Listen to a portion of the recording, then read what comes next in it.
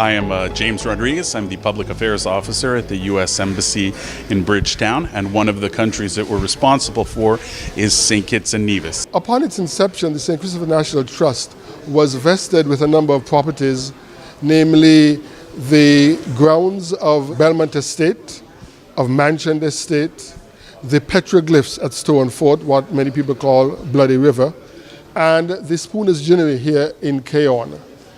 It was decided that when it came to developing these sites that we would address the Spooner's Ginnery because it was the one that had the most practical opportunity to put it to work. We, the U.S. Embassy, has a program called the Ambassadors Fund for Cultural Preservation. And this program was created in 2001 to, in essence, protect this patrimony, the history of the countries around the world. We've funded programs in more than 100 countries. With the history of the Ginnery, it generated work for approximately 30 persons here in the Keon area. With what it did, it produced cooking oil, produced soap, it produced cotton, which was exported, and finally it produced animal feed. We felt that it was a way to give tribute to the people who had done hard work over the many years that the Ginnery was in operation. It last ceased operation in the mid-70s. When I arrived in Bridgetown and I saw the proposal for this program, I thought this specific program, the Cotton Ginnery, I thought it was a wonderful opportunity to really make a difference, because this building is honestly beautiful. I know it looks a little rusty. You know, you walk in and you think tetanus. But there's more than it. There's way more than that to this building. It's just a beautiful building with wonderful machinery, and I'm glad that the people of St. Kitts had the foresight and the appreciation for their history to really make an effort to preserve this. So we set about developing a plan. UNESCO worked with us, the OAS worked with us back in the 1990s to develop a plan. And the core of what the work we'll do today was what formed that plan. Of course, during that time we had hurricanes which destroyed a couple of the buildings that were originally in the plan.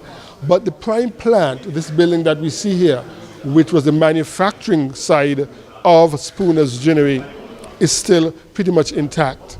And so we sought support from every place we can get it.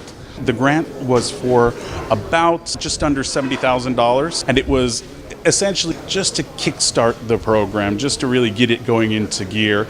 And I'm glad that we did accomplish that, and I hope for more to come. Spooner's Ginnery is part of one of the few still practical aspects of our industrial past that we have. Here at Spooner's, we still have pretty much everything intact. I look forward to one day coming back here and really seeing some of this machinery up and running, and seeing tourists come here, and just seeing this become one of the must-go-to sites when you visit St. Kitts. With such a fine semblance of industrial heritage here on the island, we thought we would also have an opportunity to give visitors to St. Kitts Nevis the opportunity to see what we did in our proud past.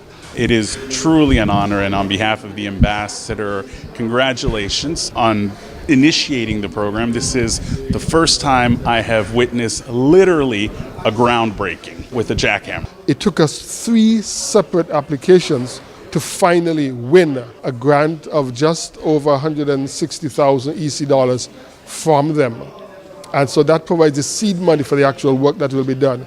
It's going to cost us in excess of $1.5 million to do the work that needs to be done. At the end of it, we hope to have here a practical museum, a place where you'll be able to come and see, not just look at things that's standing there, but we hope to have interactive modules, videos, etc., that you can see the process. And so it will be an interpretation center as well. We know it will provide work for the people of Keon, and that's one of the very important parts of this development that will take place here. And it will also give an opportunity for the people who used to work here, and there are still many of them alive today, to be able to come back and proudly see what they have done in the past and show their grandchildren, their great-grandchildren, what this is all about. Congrats on that.